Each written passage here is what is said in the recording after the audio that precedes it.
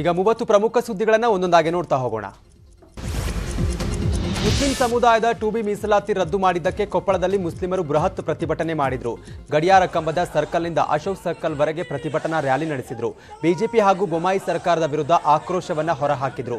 ಬೇರೆಯವರಿಗೆ ಮೀಸಲಾತಿ ನೀಡುವುದರ ಬಗ್ಗೆ ತಕರಾರಿಲ್ಲ, ನಮ್ಮ ಮೀಸಲಾತಿ ತೆಗೆದು ಸರ್ಕಾರ ಅನ್ಯಾಯ ಮಾಡಿದೆ ಅಂತ ಪ್ರತಿಭಟನಾಕಾರರು ಆಕ್ರೋಶವನ್ನ ಹೊರಹಾಕಿದ್ರು.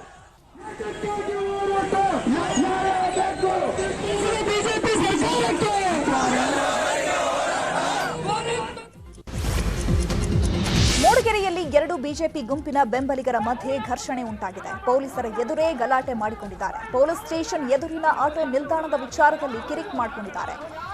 ಶೆಡ್ ತೆರವಿಗೆ ಪಟ್ಟಣ ಪಂಚಾಯಿತಿ ಮುಂದಾಗಿದ್ದು, ಬಿಜೆಪಿ ಟಿಕೆಟ್ ವಿಚಾರಕ್ಕೂ ಈ ಗಲಾಟೆ ನಡೆದಿರುವ ಶಂಕೆ ವ್ಯಕ್ತವಾಗ್ತಾ ಇದೆ.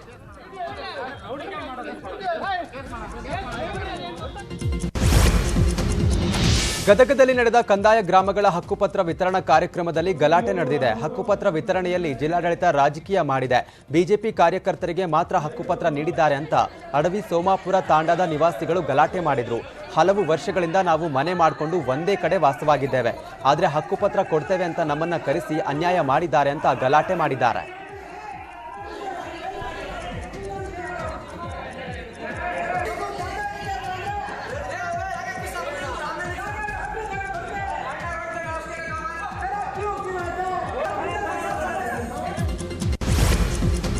ಚಲಿಸುತ್ತಿದ್ದ ಖಾಸಗಿ ಶಾಲಾ ಬಸ್ಗೆ ಆಕಸ್ಮಿಕ ಬೆಂಕಿ ಬಿದ್ದ ಘಟನೆ ಬಳ್ಳಾರಿ ಜಿಲ್ಲೆಯ ಸಿರಗುಪ್ಪದಲ್ಲಿ ನಡೆದಿದೆ. ಎಂಜಿನ್ನಲ್ಲಿ ಕಾಣಿಸಿಕೊಂಡಂತಹ ಬೆಂಕಿ ಬಸ್ ಅನ್ನೇ ಆಹುತಿ ಪಡೆದಿದೆ. ಅದೃಷ್ಟವಶಾತ್ ಹೊಗೆ ಗಮನಿಸಿದ ಚಾಲಕ ಬಸ್ನಲ್ಲಿದ್ದ 50ಕ್ಕೂ ಹೆಚ್ಚು ವಿದ್ಯಾರ್ಥಿಗಳನ್ನ ಕೆಳಗಿಳಿಸಿದ್ದಾನೆ. ಸ್ಥಳಕ್ಕೆ ಅಗ್ನಿಶಾಮಕ ಸಿಬ್ಬಂದಿ ದೌಡಾಯಿಸಿದ್ದು ಬೆಂಕಿ ನಂದಿಸಿದ್ದಾರೆ.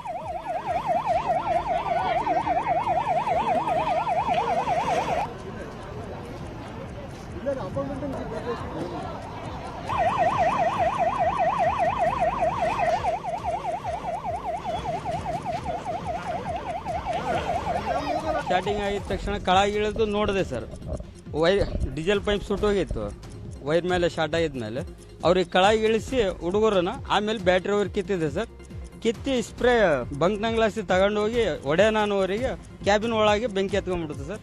ಸೈಡಿಗೆ ತಗೊಂಡು ನೋಡಿದೆ ಸರ್, ಕೆಳಗೆ ಇಳಿದು ನೋಡಿದ ತಕ್ಷಣ ಬೆಂಕಿ ಡೀಸೆಲ್ ಇಳ್ದಂಗೆಲ್ಲ ಬೆಂಕಿ ಬೀಳ್ತಿದ್ದಲ್ಲ ಸರ್, ಅದರ ಸಲ ಫಸ್ಟ್ ಮಕ್ಕಳಿಗೆ ಕೆಳಗೆ ಇಳಿಸ್ಬಿಟ್ಟೆ ಸರ್. ಯಾರಿಗೆ ಏನಾಗಿಲ್ಲ ಸರ್. ಹ್ಞೂ ಸರ್, ಹುಡುಗರನ್ನ ಎಲ್ಲರೂ ಫಸ್ಟ್ ಕೆಳಗಿಡ್ರಿ ಅಂತೇಳಿ ಅವ್ರಿಗೆ ಇಳಿಸಿನೇ ಆಮೇಲೆ. ಎಸ್ಸಿ ಎಸ್ಟಿ ಮೀಸಲಾತಿ ಜಾರಿ ವಿಚಾರಕ್ಕೆ ಸಂಬಂಧಪಟ್ಟಂತೆ ಶಿಕಾರಿಪುರದಲ್ಲಿ ಲಂಬಾಣಿ ಸಮುದಾಯದವರಿಂದ ಪ್ರತಿಭಟನೆ ನಡೆಸಿದ್ದಾರೆ. ಈ ವೇಳೆ ಮಾಜಿ ಸಿಎಂ ಬಿಎಸ್ ಯಡಿಯೂರಪ್ಪ ಮನೆ ಮುಂದೆ ಬಂದ ಪ್ರತಿಭಟನಾಕಾರರು ಕಲ್ಲು ಚಪ್ಪಲಿ ತೂರಾಟ ನಡೆಸಿ ಆಕ್ರೋಶವನ್ನ ವ್ಯಕ್ತಪಡಿಸಿದ್ದಾರೆ. ಈ ಮನೆ ಗೃಹ ಪ್ರವೇಶಕ್ಕೆ ಸಿದ್ಧಗೊಂಡಿತ್ತು. ಮನೆಯ ಕಿಟಕಿ ಗಾಜುಗಳಿಗೆ ಹಾನಿಯಾಗಿದೆ. ಶಿಕಾರಿಪುರದಲ್ಲಿ ತಾಲೂಕು ಬಂಜಾರ ಸಮಾಜ ವತಿಯಿಂದ ಪ್ರತಿಭಟನೆ ನಡೆದಿದ್ದು, ಲಂಬಾಣಿ, ಬೋವಿ, ಕೊರಮ, ಕೊರಚ ಸಮುದಾಯದವರು ತೀವ್ರ ಆಕ್ರೋಶಗೊಂಡಿದ್ದಾರೆ. ಉದ್ರಿಕ್ತರನ್ನ ನಿಯಂತ್ರಿಸಲು ಪೊಲೀಸರು ಹರಸಾಹಸ ಪಟ್ಟಿದ್ದಾರೆ. ಕಲ್ಲು ತೂರಾಟದಿಂದ ಕೆಲವು ಪೊಲೀಸ್ ಸಿಬ್ಬಂದಿಗೂ ಕೂಡ ಸಣ್ಣ ಪುಟ್ಟ ಗಾಯಗಳಾಗಿವೆ. ಸ್ಥಳಕ್ಕೆ ಹೆಚ್ಚುವರಿ ಪೊಲೀಸ್ ಅಧಿಕಾರಿಗಳು ಆಗಮಿಸಿದ್ದು ಹೆಚ್ಚಿನ ಸಿಬ್ಬಂದಿಯನ್ನ ರವಾನೆ ಮಾಡಿದ್ದಾರೆ. ಸದ್ಯ ಶಿಕಾರಿಪುರದಲ್ಲಿ 144 ಸೆಕ್ಷನ್ ಜಾರಿ ಮಾಡಲಾಗಿದೆ. ಇನ್ನು ಯಡಿಯೂರಪ್ಪ ಹುಟ್ಟುಹಬ್ಬದ ಪ್ರಯುಕ್ತ ಕುಟುಂಬದಿಂದ ವಿತರಿಸಿದ್ದ ಸೀರೆಗಳಿಗೆ ಪ್ರತಿಭಟನಾಕಾರರು ಬೆಂಕಿ ಹಚ್ಚಿ ಆಕ್ರೋಶವನ್ನ ವ್ಯಕ್ತಪಡಿಸಿದ್ದಾರೆ. ಚಿಕ್ಕಮಗಳೂರಿನಲ್ಲಿ ಮಾತನಾಡಿದ ಸಿಎಂ, ಬಂಜಾರ ಸಮುದಾಯ ಆತಂಕ ಪಡುವ ಅಗತ್ಯ ಇಲ್ಲ ಅಂತ ಹೇಳಿದ್ದಾರೆ.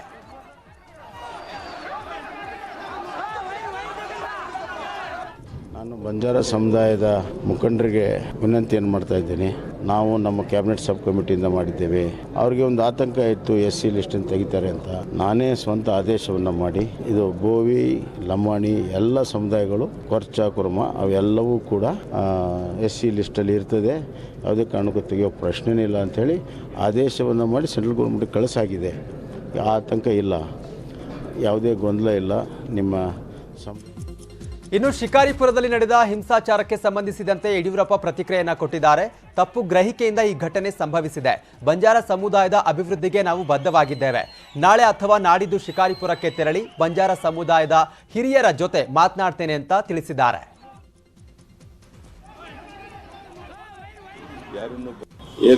ಏಕಾಏಕಿ ಇವತ್ತು ನಮ್ಮ ಮನೆ ಮೇಲೆ ಹಲ್ಲೆ, ಕಲ್ಲು ತೂರಾಟ ಇವೆಲ್ಲ ಆದಾಗ ಸಹಜವಾಗಿ ಮನಸ್ಸು ನೋವಾಗುತ್ತೆ. ಆದರೆ ತಕ್ಷಣ ನಾನು SPDCಗೆ ಹೇಳಿದ್ದೇನೆ, ಯಾವುದೇ ಕ್ರಮ ತಗೊಳ್ಬೇಡಿ, ತಪ್ಪು ಗ್ರಹಿಕೆಯಲ್ಲಿ ಘಟನೆ ಆಗಿರ್ಬೋದು ಅನ್ನೋ ಮಾತನ್ನು ಹೇಳಿದ್ದೇನೆ. ನಡೆದಿದೆ, ಅದಕ್ಕೆ ಯಾವುದೇ ರೀತಿಯ ತೀವ್ರತರವಾದ ಕ್ರಮ ತಗೊಳ್ಳೋಕೆ ಹೋಗಬೇಡಿ, ಯಾರನ್ನು ಬಂಧಿಸೋಕೆ ಹೋಗಬೇಡಿ. ಏನೇ ಬಂದರೂ ನಾನು ಬಂದು ಸಮಸ್ಯೆ ಬಗೆಹರಿಸ್ತೇನೆ. ಯಾರದೇ ಕೈವಾಡ ಇಲ್ಲ ಇದರಲ್ಲಿ. ಅವರೇನೋ ತಪ್ಪು ಗ್ರಹಿಕೆ ಮಾಡ್ಕೊಂಡು ಈ ಘಟನೆ ನಡೆದಿರಬಹುದು ಅಂತ ನಾನು. ಇನ್ನು ಅದೇ ರೀತಿಯಾಗಿ ಈ ದಾಳಿ ರಾಜಕೀಯ ಪ್ರೇರಿತವಾಗಿರಬಹುದು ಅಂತ ಧಾರವಾಡದಲ್ಲಿ ಕೇಂದ್ರ ಸಚಿವ ಪ್ರಹ್ಲಾದ್ ಜೋಶಿ ಹೇಳಿಕೆಯನ್ನು ಕೊಟ್ಟಿದ್ದಾರೆ. ಯಾವ ರೀತಿ ಎಲ್ಲರಿಗೂ ಅನುಕೂಲ ಆಗಿದೆ, ಎಲ್ಲರಿಗೂ ಒಪ್ಪಿತವಾದಂಥ ಸೂತ್ರದಲ್ಲಿ ಮಾಡಿದ್ದೇವೆ ಅನ್ನೋದು ಕನ್ವಿನ್ಸ್ ಮಾಡ್ತಾರೆ. ಯಾರೂ ಕಾನೂನು ತಮ್ಮ ಕೈಗೆ ತೆಗೆದುಕೊಳ್ಬಾರ್ದು ಅನ್ನುವಂಥ ವಿನಂತಿಯನ್ನು ನಾನು ಮಾಡ್ತೇನೆ. ಯಡಿಯೂರಪ್ಪ ಸಿಎಂ ಬೊಮ್ಮಾಯಿಗೆ ಶಿಗ್ಗಾವಿಯಲ್ಲಿ ಗೆಲುವು ಸುಲಭ ಅಲ್ಲ ಎಂದಿದ್ದ ಡಿಕೆ ಶಿವಕುಮಾರ್ಗೆ ಸಿಎಂ ಟಾಂಗ್ ಕೊಟ್ಟಿದ್ದಾರೆ. ಚಿಕ್ಕಬಳ್ಳಾಪುರದಲ್ಲಿ ಮಾತನಾಡಿದ ಅವರು, ರಿಸಲ್ಟ್ ಬರೋವರೆಗೆ ಶಿವಕುಮಾರ್ ಕಾದು ನೋಡ್ಲಿ. ಈ ತರ ಸುಮ್ಮನೆ ಬಂಡ ಬಡಾಯಿಗಳಿಗೆ ನಾವಂತೂ ಜಗ್ಗೋದಿಲ್ಲ. ನಾವು ರಾಜಕಾರಣದಲ್ಲಿ ಆಳವಾಗಿ ಬೇರೂರಿರೋ ಮರ ಅಂತ ಹೇಳಿದ್ದಾರೆ. ಅದು ನೋಡಿ ರಿಸಲ್ಟ್ ಮಟ್ಟ ಕೈಲಿ ಶಿವಕುಮಾರ್ ಅವ್ರ ಪಕ್ಷದವ್ರು ಯಾವ್ಯಾವ ನನ್ನ ಕ್ಷೇತ್ರ ಸಮೇತವಾಗಿ ಯಾರ್ಯಾರು ಗೆಲ್ತಾರೆ ಯಾರೆಲ್ಲ ಈ ಥರ ಬಂಡ ಬಡಾಯಿಗಳಿಗೆ ಯಾರು ನಾವಂತೂ ಜಗ್ಗೋದಿಲ್ಲ. ಇಂಥವೆಲ್ಲ ಭಾಳ ನೋಡಾಗಿದೆ. ಸಿಎಂ ಬಸವರಾಜ ಬೊಮ್ಮಾಯಿ ಅವರಿಗೆ ಅವರ ಕ್ಷೇತ್ರ ಶಿಗ್ಗಾವಿಯಲ್ಲೇ ಕಾಂಗ್ರೆಸ್ ಬಿಗ್ ಶಾಕ್ ಅನ್ನ ಕೊಟ್ಟಿದೆ. ಮಾಜಿ ಸಂಸದ, ಮಾಜಿ ಶಾಸಕ, ಪಂಚಮಸಾಲಿ ಪ್ರಬಲ ಮುಖಂಡ ಮಂಜುನಾಥ್ ಕುನ್ನೂರ್ನನ್ನ ಕಾಂಗ್ರೆಸ್ ಸೆಳೆದಿದೆ. ಮಂಜುನಾಥ್ ಕುನ್ನೂರ್ ಮತ್ತು ಅವರ ಪುತ್ರ ರಾಜು ಕುನ್ನೂರ್ ಕಾಂಗ್ರೆಸ್ ಪಕ್ಷವನ್ನ ಸೇರಲಿದ್ದಾರೆ. ಮಂಜುನಾಥ್ ಕುನ್ನೂರನ್ನೇ ಸಿಎಂ ವಿರುದ್ಧ ಕಾಂಗ್ರೆಸ್ ಕಣಕ್ಕಿಳಿಸುವಂತಹ ನಿರೀಕ್ಷೆ ಕೂಡ ಇದೆ.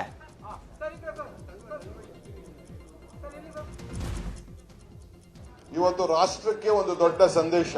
ಬಸವರಾಜ ಬೊಮ್ಮಾಯಿ ಅವರ ಕ್ಷೇತ್ರದಲ್ಲಿ ಅವರ ಬಲಗೈ ಬಂಟರಾಗಿ ಅವರ ಗೆಲುವಿಗೆ ಶ್ರಮವನ್ನ ಪಡ್ತಾ ಇದ್ದಂತ ಮಂಜುನಾಥ್ ಕುನ್ನೂರ್ ಮತ್ತು ಅವರ ತಂಡದವರು, ಅವರ ಹಿಂಬಾಲಿಕರು, ಬಿಜೆಪಿ ಇರುವಂತಹ ಸಾವಿರಾರು ಜನ ಹಿಂಬಾಲಿಕರು ಇವತ್ತು ಕಾಂಗ್ರೆಸ್ಗೆ ಮಲ್ಲಿಕಾರ್ಜುನ್ ಖರ್ಗೆ ಅವರ ಮುಖಂಡತ್ವದಲ್ಲಿ ಇವತ್ತು ಕಾಂಗ್ರೆಸ್ ಪಕ್ಷಕ್ಕೆ ಸೇರ್ಕೊಳ್ತಾ ಇದ್ದಾರೆ ಅಂತಂದ್ರೆ ಒಂದು ಹೊಸ ಗಾಳಿ.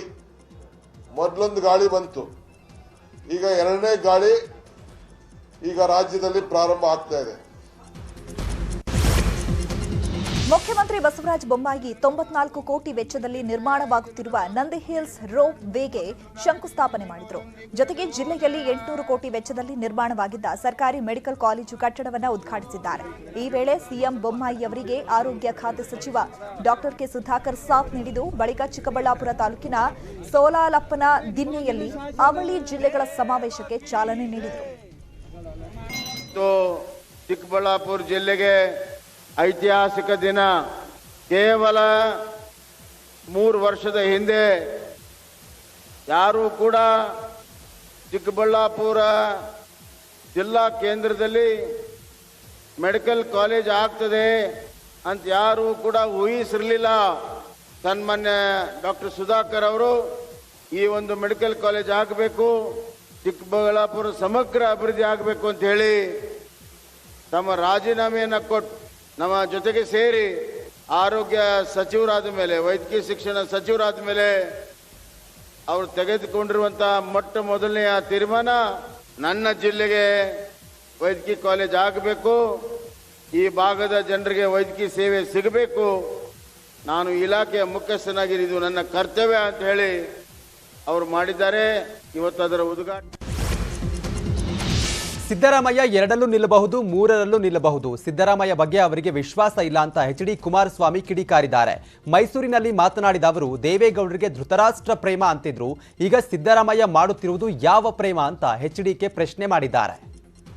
2 ನಿಲ್ಲಬಹುದು, 3 ನಿಲ್ಲಬಹುದು. ಈಗ ಹೇಳಕ್ಕಾಗಲ್ಲ, 2 ಆಗಲ್ಲ ಅಂತ ಹೇಳಿ ಸೇಫ್ಟಿ ಇಲ್ಲ ಅಂತ 3ನೇದಲ್ಲೂ ನಿಲ್ಲಬಹುದೇನೋ ಹೇಳಕ್ಕಾಗಲ್ಲ. ಅವರು ಭಯ ಯಾರ್ದಕ್ಕೋಸ್ಕರ ಇದೆಯೋ ಏನೋ ನನಗಂತೂ ಗೊತ್ತಿಲ್ಲ.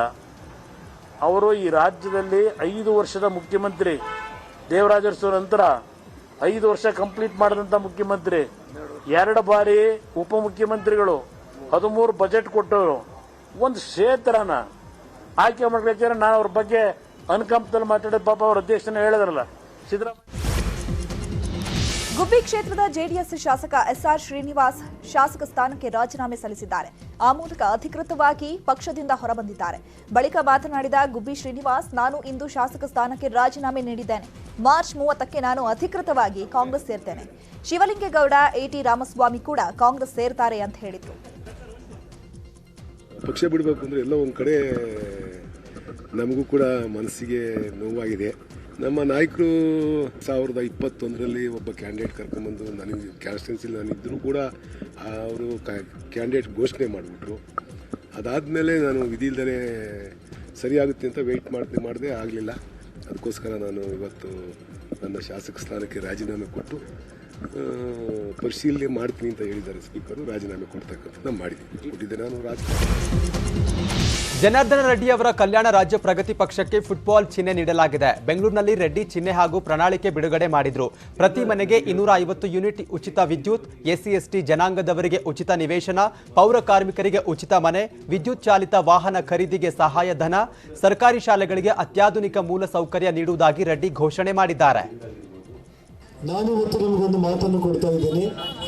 ನಾನು MLA ಆದಮೇಲೆ ಕೇವಲ ಒಂದೇ ಒಂದು ವರ್ಷದೊಳಗಡೆ ಗಂಗಾವತಿಯಲ್ಲಿ ಇದೇ ರೀತಿ ನಾನು ಸಾವಿರಾರು ಜನಗಳ ಕರೆದು ನಾನೊಂದು ಗ್ರೌಂಡಲ್ಲಿ ಮೀಟಿಂಗ್ ಮಾಡ್ತೇನೆ. ಯಾರಿಗಾದರೂ ಒಬ್ಬರಿಗೆ ಮನೆ ಪಟ್ಟ ಬಂದಿಲ್ಲ ಅಂತಂದ್ರೆ ನೈಸ್ ಸಂಸ್ಥೆ ಮುಖ್ಯಸ್ಥ ಬೀದರ್ ದಕ್ಷಿಣ ಕಾಂಗ್ರೆಸ್ ಅಭ್ಯರ್ಥಿ ಅಶೋಕ್ ಖೇಣಿಗೆ ಖೆಡ್ಡ ತೋಡಲು ಸರ್ಕಾರ ಮುಂದಾಗಿದೆ. ರೈತರಿಗೆ ಹೆಚ್ಚು ಪರಿಹಾರ ಕೊಡದಿದ್ರೆ ಭೂಮಿ ವಶಪಡಿಸಿಕೊಳ್ತೀವಿ ಅಂತ ST ಸೋಮಶೇಖರ್ ಹೇಳಿದ್ದಾರೆ. 26 ವರ್ಷಗಳ ಹಿಂದೆ ನೈಸ್ ಕಂಪನಿಗೆ 1906 ಎಕರೆ ನೀಡಲಾಗಿತ್ತು. ಆಗ ನೈಸ್ ಕಂಪನಿ ಪ್ರತಿ ಎಕರೆಗೆ 41 ಲಕ್ಷ ನೀಡಿತ್ತು. ಈಗ ರೈತರಿಗೆ 3 ಕೋಟಿಗೂ ಹೆಚ್ಚು ಹಣ ನೀಡಬೇಕು ಅಂತ ಸಚಿವ ST ಸೋಮಶೇಖರ್ ಆಗ್ರಹಿಸಿದ್ದಾರೆ. ಎಕರೆಗೆ 3 ಕೋಟಿಗೂ ಹೆಚ್ಚು ಕೊಡದಿದ್ರೆ ಕೋರ್ಟ್ ಮೊರೆ ಹೋಗುವುದಾಗಿ ಸೋಮಶೇಖರ್ ಹೇಳಿದ್ದಾರೆ. ವಿಜಯಪುರ ಪೊಲೀಸರು ಭರ್ಜರಿ ಬೇಟೆ ನಡೆಸಿದ್ದಾರೆ. ದಾಖಲೆ ಇಲ್ಲದೆ ಕಾರಿನಲ್ಲಿ ಸಾಗಾಟ ಮಾಡ್ತಿದ್ದಂತ 54,49,000 ಹಣವನ್ನು ವಶಪಡಿಸಿಕೊಂಡಿದ್ದಾರೆ. ಜಳಕಿ ಚೆಕ್ಪೋಸ್ಟ್ನಲ್ಲಿ ತಪಾಸಣೆ ನಡೆಸ್ತಾ ಇದ್ದ ವೇಳೆ ಹಣ ಪತ್ತೆಯಾಗಿದೆ. ಇನ್ನು ಧಾರವಾಡ ಗ್ರಾಮೀಣ ಠಾಣೆ ಪೊಲೀಸರು ಕೂಡ ದಾಖಲೆ ಇಲ್ಲದೆ ಸಾಗಾಟ ಮಾಡ್ತಿದ್ದ 25 ಲಕ್ಷ ರೂಪಾಯಿ ಮೌಲ್ಯದ 12,000 ಸೀರೆಗಳನ್ನು ವಶಪಡಿಸಿಕೊಂಡಿದ್ದಾರೆ. ರಾಯಭಾಗ ಕ್ಷೇತ್ರದ ಬಿಜೆಪಿ ಶಾಸಕ ದುರ್ಯೋಧನ ಐಹೊಳೆ ಕಾರ್ಯಕ್ರಮದಲ್ಲಿ ಪೆಟ್ರೋಲ್ ವಿಚಾರವಾಗಿ ಗಲಾಟೆ ಉಂಟಾಗಿದೆ. ಬಿಜೆಪಿ ಆಯೋಜಿಸಿದ್ದ ಕಾರ್ಯಕ್ರಮಕ್ಕೆ ಆಗಮಿಸಲು ಬೈಕ್ಗಳಿಗೆ ಬಿಜೆಪಿ ಪೆಟ್ರೋಲ್ ಹಾಕಿಸ್ತಾ ಇತ್ತು. ಆದರೆ ಪೆಟ್ರೋಲ್ ಹಾಕಿಸಿಕೊಳ್ಳಲು ಬಂದಿದ್ದ ಕಾರ್ಯಕರ್ತರನ್ನ ಆಯೋಜಕರು ವಾಪಸ್ ಕಳಿಸಿದ್ದಾರೆ. ಈ ವೇಳೆ ಕೆರಳಿದ ಕಾರ್ಯಕರ್ತರು ಗಲಾಟೆ ಮಾಡಿದ್ದಾರೆ.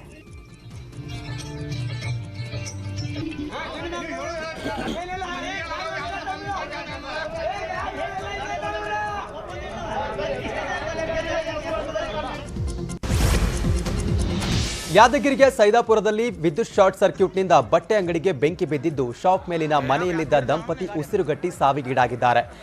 ಕೆಳಗಿನ ಮಹಡಿಯಲ್ಲಿರುವಂತಹ ಬಟ್ಟೆ ಅಂಗಡಿಯಲ್ಲಿ ಶಾರ್ಟ್ ಸರ್ಕ್ಯೂಟ್ನಿಂದ ಬೆಂಕಿ ಹೊತ್ತಿಕೊಂಡಿದ್ದು ಮೇಲಿರುವ ಮನೆಗೂ ವ್ಯಾಪಿಸಿದೆ. ರಾಘವೇಂದ್ರ, ಶಿಲ್ಪಾ ದಂಪತಿ ಮೇಲಿನ ಮನೆಯಲ್ಲಿ ವಾಸ ಮಾಡ್ತಿದ್ರು. ಜೀವರಕ್ಷಣೆ ಮಾಡಿಕೊಳ್ಳಲು ಬಾತ್ರೂಮ್ಗೆ ತೆರಳಿದ್ರು. ಆದರೆ ದಟ್ಟ ಹೊಗೆಯಿಂದ ಉಸಿರುಗಟ್ಟಿ ಸಾವಿಗೀಡಾಗಿದ್ದಾರೆ. ಬೆಳಗಾವಿ ಜಿಲ್ಲೆಯ ಸವದತ್ತಿ ತಾಲೂಕಿನ ಇಂಚಲ ಗ್ರಾಮದಲ್ಲಿ ಆಕಸ್ಮಿಕ ಬೆಂಕಿ ಕಾಣಿಸಿಕೊಂಡಿದೆ. ಇನ್ನು ಹುಲ್ಲಿನ ಬಣವೆಗೆ ಒಂದು ಟ್ರ್ಯಾಕ್ಟರ್, 2 ಮನೆಗಳು ಧಗಧಗನೆ ಹೊತ್ತಿ ಹುರಿದಿವೆ. ಬೈಲಹೊಂಗಲದಲ್ಲಿ ಕೂಡ ಅಗ್ನಿಶಾಮಕ ಸಿಬ್ಬಂದಿಯಿಂದ ಬೆಂಕಿ ನಂದಿಸಿದ್ದಾರೆ.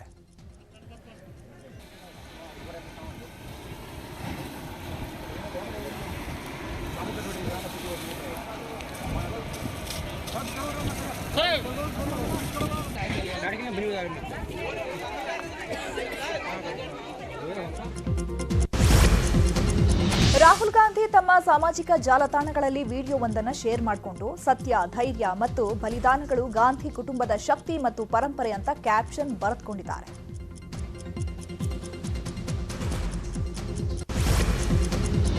ನಡು ರಸ್ತೆಯಲ್ಲೇ ಮಹಿಳೆಯರಿಬ್ಬರು ಗಲಾಟೆ ಮಾಡಿಕೊಂಡಿರುವ ಘಟನೆ ಬೆಂಗಳೂರಲ್ಲಿ ನಡೆದಿದೆ. ಯುವತಿಯ ಫೋಟೋವನ್ನ ವೆಬ್ಸೈಟ್ಗೆ ಅಪ್ಲೋಡ್ ಮಾಡೋದಾಗಿ ಸುನಂದ ಎಂಬಾಕೆ ಬೆದರಿಕೆ ಹಾಕಿದ್ರಂತೆ.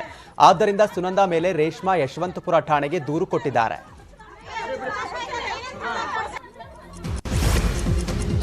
ಗದಗದಲ್ಲಿ ನಡೆದ ಮದುವೆಯೊಂದಕ್ಕೆ ಹುಲ್ಲಿಗಿನ ಕೊಪ್ಪದ ನಾಯಕ ಎಂದೇ ಪ್ರಸಿದ್ಧವಾಗಿರುವ ಹೋರಿ ಅತಿಥಿಯಾಗಿ ಬಂದಿದೆ. ಮಂಜುನಾಥ ಗೌಡ ಮತ್ತು ನಿಂಗನಗೌಡ ಸೋದರರಿಗೆ ರಾಜೇಶ್ವರಿ ಮತ್ತು ಕಾವೇರಿ ಎಂಬ ಯುವತಿಯರ ಜೊತೆ ಮದುವೆ ಇತ್ತು. ಬಂಧು ಬಾಂಧವರನ್ನ ಕರೆಯುವಂತೆಯೇ ಹೋರಿಗೂ ಆಮಂತ್ರಣ ಹೋಗಿತ್ತು. ಆದ್ರಿಂದ ಮದುವೆಗೆ ಬಂದ ಹೋರಿ ಜೊತೆ ಜನ ಸೆಲ್ಫಿಯನ್ನ ಕ್ಲಿಕ್ಕಿಸಿಕೊಂಡು ಸಂಭ್ರಮ ಪಟ್ಟರು. ಬೆಂಗಳೂರಿನ ರೇಸ್ ಕೋರ್ಸ್ ರಸ್ತೆ rebel star doctor MH Ambareesh ರಸ್ತೆ ಎಂದು ನಾಮಕರಣ ಮಾಡಲಾಗಿದೆ. ಸಿಎಂ ಬಸವರಾಜ ಬೊಮ್ಮಾಯಿ ರಸ್ತೆಯನ್ನ ಲೋಕಾರ್ಪಣೆ ಮಾಡಿದ್ದಾರೆ. ಕಾರ್ಯಕ್ರಮದಲ್ಲಿ ರಾಘವೇಂದ್ರ ರಾಜ್ಕುಮಾರ್, ನಿರ್ಮಾಪಕರಾದ ಬಾಮಾ ಹರೀಶ್ ಮತ್ತು ಚಿನ್ನೇಗೌಡ ಸೇರಿದಂತೆ ಹಲವರು ಭಾಗಿಯಾಗಿದ್ದರು. ಇತ್ತ ಕಂಠೀರವ ಸ್ಟುಡಿಯೋದಲ್ಲಿ ನಿರ್ಮಾಣವಾಗಿರುವ ಅಂಬರೀಶ್ ಸ್ಮಾರಕವನ್ನ ಸಿಎಂ ಬಸವರಾಜ ಬೊಮ್ಮಾಯಿ ಅವರು ಉದ್ಘಾಟನೆ ಮಾಡಿದ್ದಾರೆ. 16 ಅಡಿ ಎತ್ತರದ 3 ಟನ್ಗೂ ಹೆಚ್ಚಿನ ತೂಕದ ಪ್ರತಿಮೆ ನಿರ್ಮಾಣವಾಗಿದೆ. ಗುಜರಾತ್ನಲ್ಲಿ ಡಿಜಿಎಫ್ಟಿ ಅಧಿಕಾರಿ ಕಚೇರಿ ಮೇಲೆ ಸಿಬಿಐ ಟೀಮ್ ದಾಳಿ ಮಾಡಿದೆ. ಈ ವೇಳೆ ಅಧಿಕಾರಿ ಕಟ್ಟಡದಿಂದ ಜಿಗಿದು ಎಸ್ಕೇಪ್ ಆಗಿದ್ದಾರೆ. ಅಲ್ಲದೆ ಇತ್ತ ಡಿಜಿಎಫ್ಟಿ ಅಧಿಕಾರಿ ಮನೆಯಿಂದ 1 ಕೋಟಿ ರೂಪಾಯಿ ಇದ್ದ ಬ್ಯಾಗ್ ಕೆಳಗೆ ಎಸೆದಿದ್ದಾರೆ. ಪಾಂಡಿಚೇರಿಯಲ್ಲಿ ಬಿಜೆಪಿ ಮುಖಂಡನನ್ನ ಬರ್ಬರವಾಗಿ ಕೊಲೆಗೈಯಲಾಗಿದೆ. ಬಾಂಬ್ ಎಸೆದು ಮಾರಕಾಸ್ತ್ರಗಳಿಂದ ಕೊಚ್ಚಿ ಬಿಜೆಪಿ ಮುಖಂಡ ಸೆಂಥಿಲ್ ರನ್ನ ಕೊಲೆಗೈಯಲಾಗಿದೆ. ಅಪರಿಚಿತ ದಾಳಿಯ ದೃಶ್ಯ ಸಿಸಿಟಿವಿಯಲ್ಲಿ ಸೆರೆಯಾಗಿದೆ.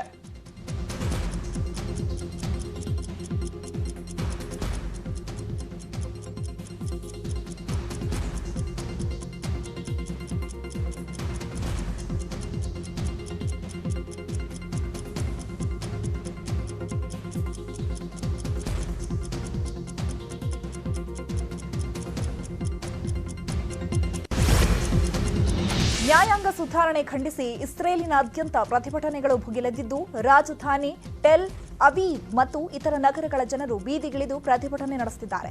ಈ ಪ್ರತಿಭಟನೆ 11ನೇ ವಾರಕ್ಕೆ ಕಾಲಿಟ್ಟಿದೆ. ಬೆಂಜಮಿನ್ ನೆತನ್ಯಾಹು ಸರ್ಕಾರ ಜಾರಿ ಮಾಡಲು ಮುಂದಾಗಿರೋ ನ್ಯಾಯಾಂಗ ಸುಧಾರಣೆ ಖಂಡಿಸಿ ಈ ಪ್ರತಿಭಟನೆಗಳು ನಡೀತಾ ಇದೆ. ಪೊಲೀಸರು ಪ್ರತಿಭಟನಾಕಾರರ ಮೇಲೆ ಅಶ್ರುವಾಯು ಸಿಡಿಸಿದ್ದಾರೆ.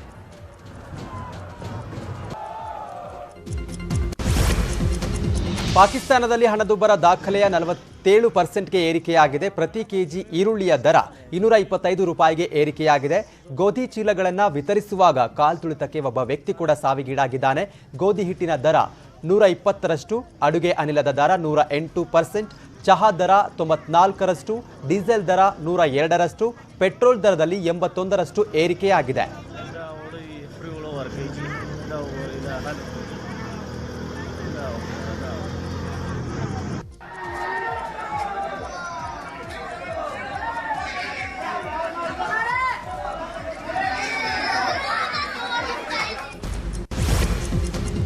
ಅಮೆರಿಕದಲ್ಲಿ ನಡೆದ ಅಪಘಾತದ ವಿಡಿಯೋ ಒಂದು ಸಖತ್ ವೈರಲ್ ಆಗಿದೆ. ಹೈವೇನಲ್ಲಿ ಸಾಗ್ತಾ ಇದ್ದ ವಾಹನವೊಂದರ ಚಕ್ರ ಕಳಚಿದ್ದು ಕಾರ್ಗೆ ತಗುಲಿದೆ. ಆದ್ರಿಂದ ಕಾರ್ ಎತ್ತರಕ್ಕೆ ಹಾರಿ ಬಿದ್ದಿದೆ.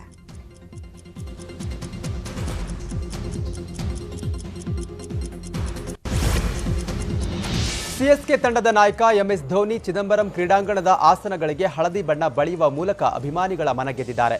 ಇಂಡಿಯನ್ ಪ್ರೀಮಿಯರ್ ಲೀಗ್ 16ನೇ ಆವೃತ್ತಿಗೆ ಮಾರ್ಚ್ 31ರಂದು ಅದ್ದೂರಿಯಾಗಿ ಚಾಲನೆ ಸಿಗಲಿದೆ.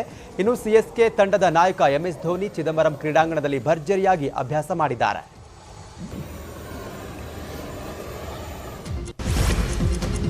ಆನೆಯೊಂದು ಪುಟ್ಟ ಚೆಂಡಿನೊಂದಿಗೆ ಆಟವಾಡ್ತಾ ಇರೋ ವಿಡಿಯೋ ಸಾಮಾಜಿಕ ಜಾಲತಾಣದಲ್ಲಿ ವೈರಲ್ ಆಗಿದೆ. ಚೆಂಡನ್ನು ತನ್ನ ಕಾಲಿನಲ್ಲಿ ಒದ್ದು ಆ ಆನೆ ಅದರ ಹಿಂದೆಯೇ ಓಡುತ್ತಾ ತನ್ನ ಆಟದ ಕ್ಷಣವನ್ನ ಎಂಜಾಯ್ ಮಾಡಿದೆ. ಓಡುವ ಭರದಲ್ಲಿ ಒಂದು ಸಲ ಈ ಪುಟಾಣಿ ಆನೆ ಜಾರಿ ಬೀಳುತ್ತೆ. ಆದ್ರೂ ಇದರ ಜೋಶ್ ಮಾತ್ರ ಕಡಿಮೆಯಾಗೋದಿಲ್ಲ.